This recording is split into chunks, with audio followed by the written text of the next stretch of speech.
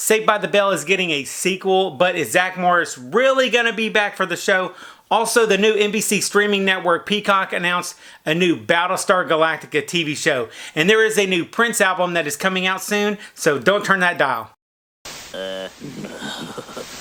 What up to my peoples, and welcome to Retro Crunch, your nostalgia channel where we talk about current news that relates to all things retro. Alright, the top story of the week in retro news for sure is that NBC not only dropped the news of their brand new streaming service called Peacock, I am a peacock! You gotta let me fly! but they also announced that a Saved by the Bell revival series is in the works. And according to The Hollywood Reporter, this new straight-to-series comedy explores what happens when California Governor Zack Morris gets into hot water for closing too many low-income high schools and proposes the affected students be sent to the highest-performing schools in the state, including Bayside High. The influx of new students gives the overprivileged Bayside kids a much-needed and hilarious dose of reality. There isn't a title for this new Saved by the Bell series, but the first season is going to be 10 episodes and it's going to premiere on NBC Streaming Network Peacock. According to Elizabeth Berkley's Instagram, both Jesse and Slater will be returning for the revival series. And I would love to see Lisa and Screech return to the show if they can ever find their way to get on there. I'm not sure if that's ever going to happen, and if you watched the spoof reunion skit for Saved by the Bell that was done on the Jimmy Fallon show, most of the cast was in that skit, but Lisa and Screech were not in that reunion. We should hear a lot more about the show and who's going to be returning from the original cast within the coming weeks. And I would really love to see all of the main characters return, as I'm sure you guys would too. From what we do know so far about the revival, I think it is a good start with bringing back Jesse and Slater. But if that ends up being the only original cast that they end up bringing back, I think it's going to end up bombing and looking a lot like the college years did. I can understand why Mark Paul Gosselaar isn't going to be on the show immediately because he's currently on the show Mixed-ish on ABC. So if he does even return, I can understand that it would probably be for a limited time or he would have few appearances unless Mixed-ish just bombs and he can end up doing the show full time. If it turns out that Jesse and Slater end up being married on the show, we might end up seeing maybe their kids going to Bayside.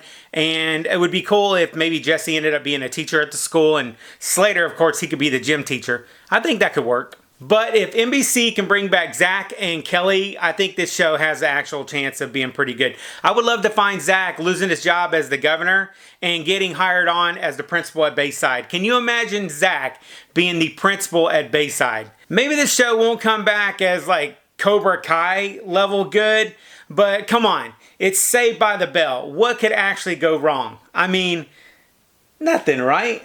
Anyways, let me know what you guys thought about this revival news in the comments down below. And let me know, how do you think they ought to introduce the characters back onto the show?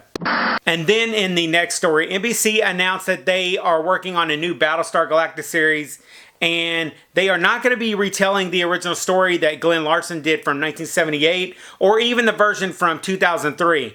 Even though the 2003 one was an awesome reboot. According to the new show director Sam Ismail, the Galactica series is going to explore a new story within the mythology while staying true to the spirit of Battlestar. I'm all for seeing a new storyline, but what I'm really curious about is number one, will we even see the ship Galactica in this new series, or will Sam pick a different timeline for the show? And also number two, I would love to see this series deal with how the Cylons were originally created. If they went the Cylons route, this would mean that the series would take place thousands of years before the ship Battlestar Galactica was even built. But it would be really cool to see that storyline. What do you guys think? Let me know how you think this is going to go. And then next, if you are like me, you are really excited for this new Kung Fury 2 to be coming out. And to tide us over, Arnold Schwarzenegger actually posted a pic of him in the White House. So yes, Arnold Schwarzenegger is the President of the United States in Kung Fury 2. And before we hit the next topic, there is going to be a Boondock reboot and a Hogan's Heroes sequel that was recently announced, and I'll link to those down below. Then in some retro music news, the Prince estate has announced that they are going to be reissuing a remastered version of Prince's 1982 album, 1999, and they're going to do that on November 29th. This 5 CD and 1 DVD super deluxe edition is going to feature 35 previously unreleased tracks, from Prince's vault. And I'm really excited for that. Also, there's going to be a DVD in it on a, I believe it's a concert that he did in Houston in December 29th of 1982. So mark your calendars. Then on to our Retro Flash News, where I quickly go over the retro stuff that's going on this week.